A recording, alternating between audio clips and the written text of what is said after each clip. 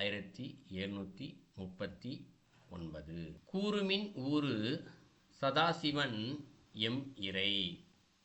இப்போது கூறுமின் அப்படின்னு முதலடியில் சொல்கிறார். கூறுமின்னா என்ன? எடுத்து கூறினால் அப்படின்னு புரிஞ்சிக்கலாம். எடுத்து கூறினால் அப்படின்னா ஒரு எடுத்து சொல்லுதல் இந்த இடத்துல இல்லையா, அவங்க புரிஞ்சுக்கிறதுக்காக கூறு அப்படின்ற வார்த்தையை பயன்படுத்தும். கூறு என்றால் என்ன? நம்ம நிறைய வார்த்தை பயன்படுத்துவோம். பேசு, பகர் என்ற வார்த்தையும் தமிழில் உண்டு. அப்புறம் உரை, இயம்பு, இப்படி நிறைய வார்த்தையும் சொல்லுவோம். அதில் ஒரு வார்த்தை தான் இந்த இடத்துல கூறு அப்படின்னு சொல்கிறது. ஆனால் எல்லாத்திற்குமே நம்ம இப்போ பொதுவாக ஒரே வார்த்தையை தான் நம்ம பயன்படுத்திட்டு வரோம். ஆனால் இந்த இடத்துல ஒவ்வொன்றிற்கும் காரண பெயர்கள் இங்கு இருக்கிறது. என்ன காரண பெயர் அப்படின்னா, இப்போ பேசு அப்படின்னா பேசுப்பா அப்படின்னு நம்ம ஒருத்தர் சொன்னால், இன்னொருத்தர் என்ன பேசுறது அப்படின்னா, அவர் ஏதோ ஒன்று நம்ம கேட்க போகிறோம் அவர்கிட்ட, அதனால் நீ பேசு, இதை வச்சு நீ பேசு அப்படின்னு சொல்கிறோன்னா, நீ பேசுவதில் ஆதாரம் இருந்தால், நீ பேசுகிற எல்லாத்தையும் ஆதாரம் இருக்கணும். ஆதாரத்தோடு பேசுவதாக இருந்தால்தான் அவர் பேசு என்ற வார்த்தையை நம்ம பயன்படுத்தணும். இது இலக்கண விதி. நம்ம தொல்காப்பியர் கொடுத்துருக்கார் இல்லையா, அந்த விதி பிரகாரம் ஒருத்தர் பேசுகிறாருன்னா அவர் பேசுகிறதுக்கு எல்லாத்தையுமே சான்று அவர் தான் கொடுக்கணும். யாராவது சான்று கொடுங்கப்பா அப்படின்னு சொல்லி அவர்கிட்ட கேட்டால் அவர் கொடுக்கணும். இந்த இடத்துல சான்றோட அது அப்போ தான் பேசணும், இல்லை பேசக்கூடாது. அதே போல் செப்பு என்ற வார்த்தையும் நம்ம தெலுங்கு வார்த்தைன்னு பல பேர் நினச்சிக்கிட்டு இருக்காங்க. ஏன்னா தெலுங்கில் செப்புன்ற வார்த்தையை நிறையா பயன்படுத்துவாங்க நேரடியாக அவங்க மொழியில். ஆனால் அது தூய்மையான தமிழ் வார்த்தை தான் நீங்கள் செப்பு என்று சொல்லப்படுவதும். ஒருத்தருக்கு பதில் தெரிந்தால்தான் பேச வேண்டுமே தவிர்த்து, ஒரு 4 பேர் பேசிக்கிட்டு இருக்காங்கன்னா ஒருத்தருக்கு பதிலே தெரியாமல் நடுவில் குறுக்க போகக்கூடாது.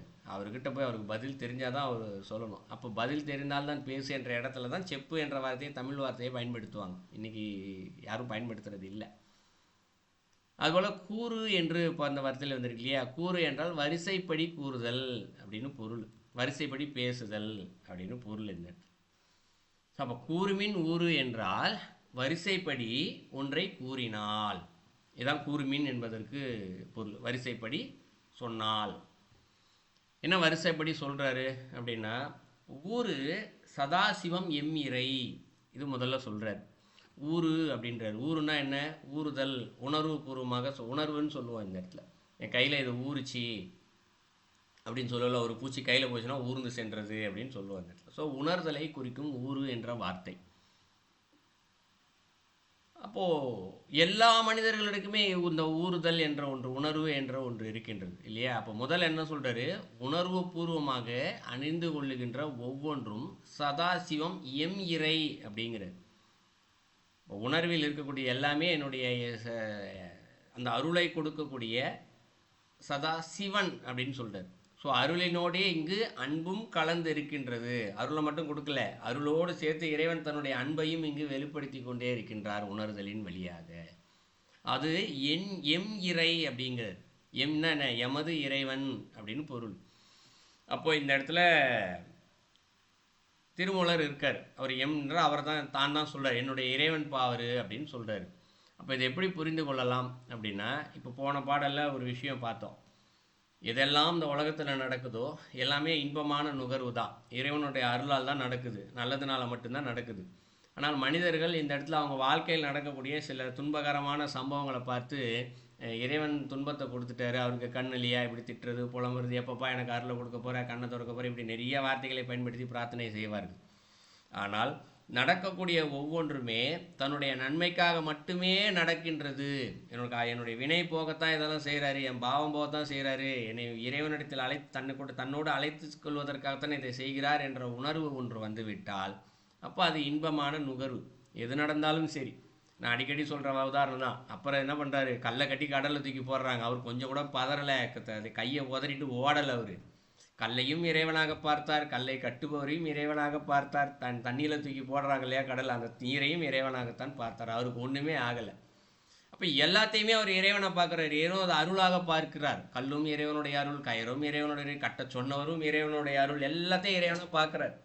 பார்க்கறதுனால என்ன ஆயிடுச்சு? அந்த இறைவன் அவருக்கு தெரிகிறார். இந்த இடத்துல எம் இறை அப்படிங்கிற திருமலர் அப்படித்தான் பார்க்கிறார். என்னுடைய உடம்பில் நான் உணரக்கூடிய அனைத்தும் அந்த இடத்துல இறைவனது அருளாகத்தான் இருக்கின்றது அப்படின்னு சொல்கிறாரு. ஏன் சொல்கிறாருன்னா, நாமும் அதுபோல் சிந்தனையை வைத்துக்கொள்ள வேண்டும் என்பதற்காக இங்கே அதனை பதிய வைக்கிறார். நான் அப்படி தான்ப்பா இருக்கேன் அப்படின்னு அவர் பதிய வைக்கிறார். இரண்டாவது அடியில் வேறு ஓரை செய்து மிகை பொருளாய் நிற்கும் அப்படின்னு சொல்கிறார். வேறு ஓரை அப்படிங்கிற வேறு ஓரை அப்படின்னா என்ன? இப்போது நம்ம திருமந்திரத்தில் சக்தி பேதம் படிச்சிருப்போம். இது தவிர்த்து சில புராண கதைகள்லாம் நிறையா படிச்சிருப்போம். இறைவனை விட இதுக்கு தான் பல ரூபங்கள் கொடுக்கப்பட்டிருக்கு. இந்த இடத்துல 54 சக்தி பீடங்கள் கொடுக்கப்பட்டிருக்கு, பலவிதமான ரூபங்கள் பெயர்கள் கொடுக்கப்பட்டிருக்கு. நீங்கள் கோயிலில் போய் பார்த்தா கூட சரி, எல்லா கோயிலையும் ஒரு லிங்கம் இருக்கும், அம்பாலும் இருப்பாங்க இந்த இடத்துல. ஆனால் எல்லாமே லிங்கம் தான், பொதுவாகவே லிங்கம் அப்படின்னு சொல்லிடுவோம். ஆனால் இறைவிக்கு வந்து பார்த்தோம்னா பல மாற்று லிங்கம் கொஞ்சம் வித்தியாசம் இருக்கும். ஒன்று சதுரமாக இருக்கும், ஒன்று வட்டமாக இருக்கும். ஆனால் எல்லாமே லிங்கம் ஒரே கான்செப்ட் தான், அடிப்பாகம் நடுப்பாகம் மேல்பாகம் தான்.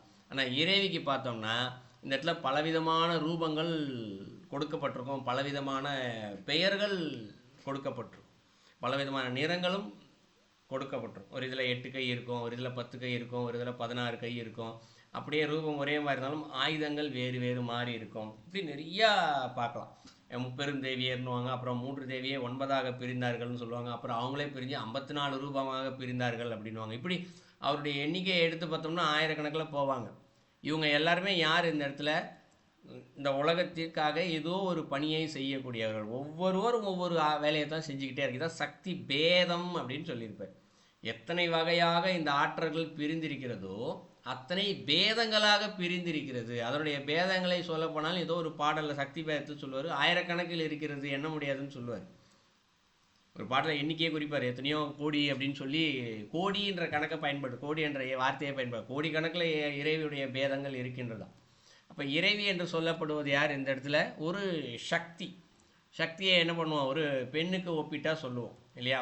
அப்போது இந்த இடத்துல ஓரை என்ற வார்த்தைக்கு நேரடியாக தமிழ் சொல் பார்க்கும் பொழுது மகளிருடைய ஒரு செயல், ஒரு விளையாட்டு, நேரடியாக பார்க்கும்போது ஓரை என்பதற்கு நம்ம இதில் பயன்படுத்துவோம். நாள் காலத்திற்கு கூட ஓரை என்ற வார்த்தையை பயன்படுத்துவோம். இன்றைக்கி என்ன ஓரை நடக்குது, எவ்வளோ நேரம் ஓரை, இதெல்லாம் நம்ம பேச்சுவார்த்தையில் கேள்விப்பட்டிருப்போம். ஓரை என்பதற்கு பல பெயர்கள் இருக்கிறது, பொருள் இருக்கிறது. இந்த இடத்துல நம்ம புரிந்து கொள்ள வேண்டிய வார்த்தை ஓரை என்று சொல்லப்படுவது, இறைவி இருக்கின்றால் ஆயிரக்கணக்கான கோடிக்கணக்கான அவருடைய ஆற்றல்கள் இங்கு இருக்கிறது இல்லையா? அப்போ மழை பெய்யுதுன்னா அதற்கு ஒரு ஆற்றல் வேணும், அங்கேயும் ஒரு இறைவி இருக்கா. மழை தண்ணி திருப்பி ஆவியாக போனோம்னா அந்த இடத்துலையும் ஒரு ஆற்றல் இருக்குது இல்லையா? அங்கேயும் ஒரு இறைவி இருக்கா. இப்படி நம்ம பிரித்து பார்த்தா ஒரு இடத்துலையும் கோடிக்கணக்கில் மொத்தமாக தெரிவாங்க. இந்த இறைவி எல்லாத்தையும் சேர்த்து அந்த இறைவி என்ன பண்ணுறா, ஒரு செயலையும் சேர்த்து செய்து கொண்டு இருக்கின்றாள். இந்த ஒரு ஆற்றல் இருக்கு இல்லையா? இதை தான் சொல்கிறாரு ஓரை செய்து அப்படிங்கிறது.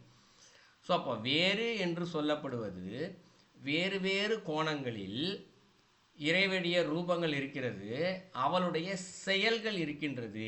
இவை அனைத்தும் சேர்த்து தான் என்ன சொல்றாரு, மிகை பொருளாய் நிற்கும் அப்படிங்கிறாரு. மிகை பொருளா என்ன, மேலான பொருளாக நிற்கும் அப்படின்னு சொல்றாரு. எது அந்த இடத்துல மேலான பொருள் அப்படின்னா, பொருள் என்று சொல்லப்படுவது நம்ம பார்க்கக்கூடிய கண்ணால் தெரியக்கூடிய பொருள் என்பது பொருள் அல்ல. அவளுடைய ஆற்றலினுடைய செயல்களினால் இங்கே நம்ம அனுபவிக்கிறோம் இல்லையா பலன், இது எல்லாமே பொருள் தான். இது புரிஞ்சுக்கிறது கொஞ்சம் கடினம் இந்த இடத்துல. இப்போ 2வது அடிக்கே சேர்த்து பார்த்தோன்னா பலவித கோணங்களில் இறைவி இருக்கா, அவளுடைய திருவிளையாடல்களை செய்கிறா.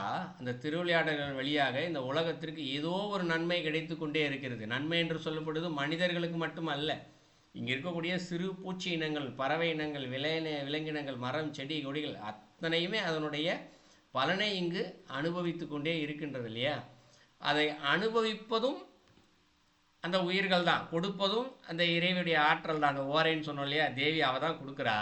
அதை அனுபவிக்கிறது, நுகருதலும் யார், அவளே தான் உள்ளேருந்து நுகர்றா. இப்போ நம்ம உடம்புக்குள்ளே இறைவன் இறைவி இருக்காங்கல்ல, இந்த உடம்பு யார், பஞ்சபூதங்களானது. பஞ்சபூதம் யார், இறைவன் இறைவி தான் இல்லையா? அப்போ கொடுக்கறதும் அவள் தான், உடம்புக்குள்ள அதை பெற்று நுகர்ந்து வினைகளை தீர்த்து வைப்பதும் அவள் தான். ஸோ அதான் மிகை பொருளாய் நிற்கும். ரொம்ப எவ்வளோ சீக்கிரம் இதை அனுபவித்து முடிக்குமோ அவ்வளோ சீக்கிரம் அருளையும் கொடுக்குறாளாம் இல்லைங்களா? அதை அனுபவிக்க வச்சு தீக்கவும் செய்கிறாளாம். 3வது அடியில் ஏறுகை செய்தொழில் வானவர் தம்மோடு அப்படின்னு சொல்கிறார். ஏறுகை அப்படின்னா என்ன, இந்த இடத்துல மேன்மை அடைதல். இப்போது நம்ம இங்கே எல்லாரும் உட்காந்துருக்கோம். ஏதோ ஒரு வகையில் இறைவனுடைய இப்போ தேவியுடைய அருள்னு சொன்னோம். பலவிதமான தேவியுடைய அருள் நமக்கு இப்போ கிடைச்சிக்கிட்டு தான் இருக்குது. உள்ளுக்குள்ளேயுமே இந்த தேவியுடைய ஆற்றல் தான் இருக்குது. இதான் நம்ம யோக மார்க்கத்தில் ஒவ்வொரு சக்கரங்கள்லையும் 54 வகையான தேவிகள் இருக்கா அப்படின்னு சொல்லி படிச்சிருப்போம். அந்த 54 தேவிகள் என்ன பண்ணுறா, வெளியிலேருந்து வரக்கூடிய அருளை உள்ளே வாங்கி உள்ளுக்குள்ளே ஒரு செயலாக செஞ்சுக்கிட்டே இருக்கா. இப்போ நம்ம இன்பத்தை நுகர்ந்து தானே இருக்கு உள்ளானா நமக்கு தெரியல. அதன் வழியாக என்ன நடக்குது, நம்ம மேன்மை நிலையை அடைகின்றோம். இந்த பிறவியில் ஒரு 100 வருடம் வாழ வேண்டும் என்று நம்ம விதி பிரகாரம் வாங்கிட்டு வந்திருக்கோம்னு வச்சுக்குவோம். நான் புரிஞ்சுக்கிறதுக்காக சொல்கிறேன். இப்போ இன்றைக்கி ஒரு நாள் முழுசாக போயிடுச்சு, நேற்று ஒரு நாள் முழுசாக போயிடுச்சு, இன்றைக்கி தான் ஆரம்பிக்குதுன்னு வச்சுக்குவோம். இந்தியா இலங்கையில் இருப்பவர்களுக்கு நேற்று முழுமையாக ஒரு நாள் போயிடுச்சு. என்ன செஞ்சுருப்போம், பெருசாக ஒன்றும் செஞ்சுருக்க மாட்டோம். சாப்பிட்ருப்போம், வேலை செஞ்சுருப்போம், தூங்கியிருப்போம், 4 பேர்கிட்ட பேசியிருப்போம், அவ்வளோதான். ஆனால் அதன் வழியாக இந்த இறைவனுடைய அருள் நம்ம உடம்புக்கு கிடைச்சி பலவித செயல்களை நம்மை செய்ய வைத்து ஒரு நாளுக்கான வினையை அனுபவிக்க வைத்து விட்டால். ஆனால் இது நமக்கே தெரியல. நேற்று ஃபுல்லாக என்ன பண்ணியிருக்கோம், நான் செஞ்சேன்ற வார்த்தையை பயன்படுத்திக்கிட்டு காலத்தெல்லாம் போக்கியிருக்கோம். நேற்று ஒரு நாள் முழுமையாக போக்கியிருக்கிறோம். சிந்தனையில் அப்படி தான் போக்கியிருப்பாங்க. ஆனால் உண்மை என்ன, நேற்று ஒரு நாள் முழுமையாக இறைவனுடைய அருள் இந்த உலகத்திற்கு கிடைச்சிருக்கு. உலகத்துக்கு கிடைச்சது நம்ம உடம்புக்கும் கிடைஞ்சிருக்கு. உடம்புக்கு உள்ளே இருக்கக்கூடிய தேவி என்ன பண்ணியிருக்கா, அதை வாங்கி சக்கரங்கள் வழியாக செயல்பட வைத்து நம்மை சிந்திக்க வைத்து பேச வைத்து பார்க்க வைத்து நுகர வைத்து நேற்று ஒரு நாள் வினையை அறுத்து விட்டாள். அப்போ என்ன பண்ணிட்டோம், 100 வருடம் இருக்கக்கூடிய வினையில் ஒரு நாள் கடந்து விட்டது இல்லையா. 40 வயசு இருக்குன்னு வச்சுக்கோம். இப்போ 100 வருஷத்தில் 40 வருஷம் வினையை தீக்க வச்சுட்டான்னா அப்போ அவர்கள் மேன்மை அடைந்திருக்கிறார்கள் என்று தானே பொருள். அனுபவிக்க வேண்டியதெல்லாம் குறைஞ்சிருக்குல்ல. நேற்று ஒரு நாள் குறைஞ்சி ஒரு நாள் ஒரு வினாடியும் குறைஞ்சிக்கிட்டே இருக்கு இல்லையா. அதுதான் இந்த இடத்துல ஏறுகை. அப்போ அந்த மேன்மை அடைவதற்கு என்ன சொல்கிறார் அடுத்து, செய்தொழில் வானவர் தம்மோடு அப்படின்னு சொல்கிறார். அப்போ இறைவனுடைய ஆற்றல் இதெல்லாம் நடந்துக்கிட்டே இருக்குது. ஒரு பொருள் நடந்துக்கிட்டே இருக்குது, இறைவனுடைய அருள் வந்துக்கிட்டே இருக்குது, இது உடம்புக்குள்ள இதெல்லாம் நடந்துக்கிட்டே இருக்குது. இதை செய்வதற்கு ஒருத்தர் உதவி செய்கிறாராம். யார் அப்படின்னு பார்த்தா அதான் செய்தொழில் வானவர் அப்படின்னு சொல்கிறார். வானவர் என்றால் யார், இந்த இடத்துல 18 வகையினர் இருக்காங்க வானவர்கள் என்று சொல்லப்படுபவர்கள். அமரர்கள், தேவர்கள், தைத்திரியர்கள் இல்லையா, கந்தர்வர்கள், கிங்கணர்கள் இப்படின்னு சொல்லி நிறைய பேர் இருக்காங்க. இந்த இடத்துல ஒரு 18 வகையினர் இருக்காங்க. இவங்க எல்லாருமே வானவர்கள் அப்படின்னு சொல்லிடலாம். ஒவ்வொரு விதமான இயக்கங்களை இங்கு செய்து கொண்டிருப்பவர்கள். சமீபத்தில் வேறொரு வகுப்பில் இதை பற்றிய விளக்கங்களை கொடுத்திருந்த 18 பேர் அவர்கள் செய்யக்கூடிய தொழில்கள் எல்லாமே விளக்கம் கொடுத்துருந்தேன் சில வகுப்புக்கு முன்பாக. இப்போ மீண்டும் விளக்குனா ரொம்ப நேரம் போகும்னு நினைக்கிறேன். நம்ம கேள்வியும் ஞானம் பகுதியில் யாருக்காவது இருந்துச்சுன்னா அந்த கேள்வியும் ஞானம் பகுதியில் அதை பற்றி கொஞ்சம் விளக்கமாக நம்ம பேசலாம். ஏன்னா ரொம்ப நேரம் போகும் அதை பற்றி பேசினா. 18 பேரையும் வச்சு ஒருத்தரையும் வச்சு பேசணும், அவங்க தொழிலை வச்சு பேசணும், அதுவே ஒரு 1/2 நேரம் போயிடும். ஸோ அப்போ இந்த 18 வகையான தேவர்கள் வானவர்கள் இவங்களும் என்ன பண்ணுறாங்க, இந்த இடத்துல ஒரு தொழில்கள் செய்கிறார்கள் இதனோடு சேர்ந்து. அதான் தம்மோடு அப்படின்றார். தம்மோடுன்னா ஒவ்வொரு உயிர்களோடும் அந்த வானவர்களும் உள்ளே இருந்து இந்த பணிகளை அவர்கள் வாங்கி கொடுக்கும் வேலையோ ஏதோ ஒரு வேலையை அவர்கள் செய்து கொண்டே இருக்கின்றார்கள். 3வது அடியில். 4வது அடியில் என்ன சொல்கிறாரு, மாறு செய்வான் என் மனம் புகுந்தானே அப்படின்னு சொல்கிறார் 4வது அடியில். அப்போ முதல்ல ஆரம்பித்தது என்ன சொன்னார், கூறுமின் வருஷப்படி நான் சொன்னா அப்படின்னு சொல்கிறாரு. ஸோ வருஷப்படி சொல்கிறத சொல்லும்போது என்னென்னலாம் வருஷப்படி சொல்கிறாரு.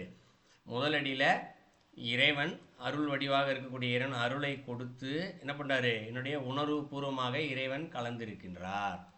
அப்போ அருளை கொடுக்கின்ற இறைவன் 2வது ஸ்டெப்பு. முதல் ஸ்டெப்பு சொல்லிட்டார், இறைவன் உணர்வு பூர்வமாக கலந்திருக்காருன்னு சொல்லிட்டார். 2வது ஏன்னா வருஷப்படின்னு சொன்னோம் இல்லையா. அப்போ வருஷப்படினா 2வது. அடுத்து அந்த இறைவன் அருளாக கொடுக்குறவர் தேவி வழியாக ஆற்றல் வழியாக கொடுக்கவும் செய்கிறார். உடம்பிற்குள்ளிருந்து அதை பெறவும் வைத்து இந்த உடம்பை வினைகளையும் தீர்க்க வைக்கின்றார். அப்போ இந்த பணிகளை செய்வதற்கு வானவர்களும் இங்கு உதவி செய்து கொண்டிருக்கின்றார்கள். 18 வகையான வானவர்கள். இப்போ நாம் இங்கு பேசி கொண்டிருக்கிறோம் என்றால் இறைவனது அருள் இங்கு கிடைத்து கொண்டிருக்கின்றது, உள்ளே இருக்கக்கூடிய ஆற்றல் நுகர்ந்து கொண்டிருக்கின்றது. இதற்கு தேவர்களும் இங்கு ஒரு பணியை செய்து கொண்டு தான் இருக்கிறார்கள். ஆனால் தெரியாமல் நாம் செய்தோம் என்ற எண்ணத்தை இங்கு பயன்படுத்தி சொல்லி கொண்டிருக்கிறோம். இப்போ இதெல்லாம் நடக்குதா, இப்போ இதெல்லாம் நடக்கிறதுனால என்ன நடக்குது, இந்த இடத்துல நான் முன்பு சொன்னது போல் வினைகள் ஒவ்வொரு வினாடியும் நமக்கு தீர்ந்து கொண்டே வருகிறது. வினைகள் தீர தீர நம்ம மேன்மடையறோம்னு சொன்னோம் இல்லையா. இப்போ என்ன ஆகுது, மேன்மடைந்தால் நம்மிடம் இருக்கக்கூடிய மும்மலங்கள் சிறிது சிறிதாக அகன்று கொண்டே இருக்கின்றது இல்லையா. அதைத்தான் சொல்கிறாரு, மாறு செய்வான். மாறுனா என்ன, ஒன்றை இன்னொன்றாக மாற்றுதல். இப்போது வினைகளோடு இருக்கக்கூடிய ஒரு உயிரை வினைகளை மாற்றி வினைகள் இல்லாததாக மாற்றி செய்வான். யாரு செய்வா? அந்த இறைவன். என் மனம் புகுந்தானே அப்படின்னு சொல்றாரு. யாரு? திருமூலர் சொல்றாரு. அவருடைய மனத்துக்குள்ளே இறைவன் புகுந்து நிற்கின்றாரா இந்த இடத்துல. வருஷ பிரகாரம் பார்த்தா ஆரம்பத்தில் முதல்ல உடம்போடு இருக்கக்கூடிய ஒரு மனிதன், வினைகளோடு இருக்கக்கூடிய ஒரு மனிதன், அவனுக்குள்ள இறைவன் எப்படி உள்ளே அருள் வடிவாக உள்ளே புகுந்து அவருடைய வினைகளை தீர்த்து என்ன பண்ணுறாரு, அவருடைய வினைகள் இல்லாதபடி மாற்றி அவருடைய மனதிற்குள்ளே அந்த இறைவன் புகுந்து நிற்கின்றான் அப்படின்றதுக்கு சான்றாக அவர் சொல்கிறார். திருமூலர் சொல்கிறார். நான் வருஷப்படியாக சொல்கிறேன். இறைவன் இருக்கார், அவர் இறைவன் அருள் கொடுத்துக்கிட்டு இருக்காரு. அவர் உலகத்து வெளியில இருந்தும் கொடுக்குறாரு ஆற்றல் வடிவமாக தேவி வழியாக. உள்ளே தேவி வழியாக இருந்தும் நுகர்ந்து கொண்டு என்னுடைய வினைகள் எல்லாத்தையும் இந்த இடத்துல தீர்க்கிறாரு. இதை தீர்க்கிறதுக்கு வானவர்களும் இந்த இடத்துல உதவி செய்கிறார்கள். இப்படி செய்வதன் வழியாக என்னுடைய வினைகள் அத்தனையும் போய்விட்டது. நான் வினைகள் அற்ற நிலையில், மும்மலங்கள் அற்ற நிலையில் இந்த மனதிற்குள் இறைவன் புகுந்து முழுமையாக வீற்றிருக்கிறார். தானே இறைவன் நிலையில் நிற்கிறேன் என்பதை சான்றாக அவர் சொல்றார். இந்த பாடல்ல இருந்து நாம் தெரிந்து கொள்ள வேண்டிய செய்தி என்ன அப்படின்னா, அடிக்கடி நான் சொல்லக்கூடிய கருத்து தான். எது நடந்தாலும் சரி, இது இறைவா உன்னுடைய அருளால் மட்டுமே நடக்கின்றது என்ற ஒரே ஒரு சிந்தனையை மட்டும் நாம் வைத்து கொண்டோமே என்றால் விரைவாக இந்த வினைகள் எல்லாம் அற்று போகும். அந்த இறைவன் நம்முடைய மனதிற்குள் புகுந்து கொள்வார். இன்னைக்கு நான் செய்கின்றேன் என்ற எண்ணத்தோடு ஒவ்வொரு செயலையும் நாம் செய்து கொண்டிருக்கின்றபடியால் இறைவன் இங்கு புகாமல் இருக்கின்றார். ஸோ இதுதான் வித்தியாசம். ஸோ இந்த பாடலிருந்து இந்த செய்தியை நம்ம தெரிஞ்சுக்கலாம். ஐயா, ஒரு சின்ன கேள்வி இருக்கு. சொல்லுங்க ஐயா. இப்போ எல்லாமே இயல்பாவே எதையும் பிரிக்க முடியாது அப்படின்றத பத்தி நம்ம கத்துருக்கோம். பட் நீங்க வகுப்பறையை பத்தி பேசுனீங்க. பட் இப்போ அறிவு அப்படின்னு வரும்போது, இப்போ நான் ஒரு முயற்சி எடுக்கிறேன், என் பக்கத்துல இருக்கிற அவர் ஒரு முயற்சி எடுக்கிறாரு. பட் அதற்குரிய பலன்கள் வேறுபடுகிறது. பட் அப்ப பலன்கள் இவ்வளவுதான் என்று நிர்ணயிக்கப்பட்டதா? இல்ல, ஏன்னா இப்ப மூக்குன்னும் போது சுவாசத்தை பிரிக்க முடியாது அப்படின்னும் போது, அறிவுன்னும் போது எல்லாருக்கும் அதுல மட்டும் ஏன் வேறுபாடு இருக்குது? இல்ல அது நிர்ணயிக்கப்பட்டதா? இதை நான் ரெண்டு வகையா சொல்றேங்க ஐயா. உலக ரீதியாக ஒன்றும் விதிப்படி ஒன்றும் சொல்றேன். ஆன்மீக ரீதியாக ஒன்றும் உலக ரீதியாக ஒன்றும் சொல்றேன். இப்போ இந்த பாடல் ஒரு விஷயம் நம்ம சொன்னோம், கடைசி பாடலை படித்தோம் இல்லையா? எல்லாமே நடந்துக்கிட்டே இருக்கு, எல்லாம் இறை செயல் என்ற சிந்தனையில் நடக்கும்போது இறைவன் மனம் புகுறாரு. நான் செய்தேன் என்ற அகங்காரத்தோடு இருக்கும்போது புகழை அப்படின்னு சொன்னோம் இல்லைங்களா? அந்த மாதிரி இப்போ மூச்சுக்காற்று ஒன்று இருக்குது. இந்த மூச்சுக்காற்று எப்படி இயங்குகின்றது என்றால் ஒரு மனிதனுடைய விதி பிரகாரம் இயங்குகின்றது. இந்த மூச்சுக்காற்றை எந்த ஒரு மனிதன் சரியாக பயன்படுத்துகின்றானோ அவன் மிகுந்த அறிவாளியாக இருப்பான். முதலில் ஆழ்ந்த சுவாசம், முதல் விஷயம் ஆழ்ந்த சுவாசம்.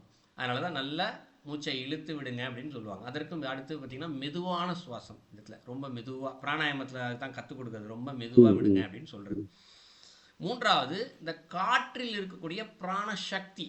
அதனால தான் அதை பிராணன் அப்படின்னு சொல்கிறோம், பிராணவாயின்னு சொல்லுவோம் இல்லையா? பிராணவாயின்னு இந்த காற்றில் இருக்கக்கூடிய சக்தி. யார் ஒருவர் இந்த சக்தியை அதிகமாக நுகர்ந்து கொள்கின்றாரோ அவருக்கு இந்த அறிவு நிறையா வளரும்.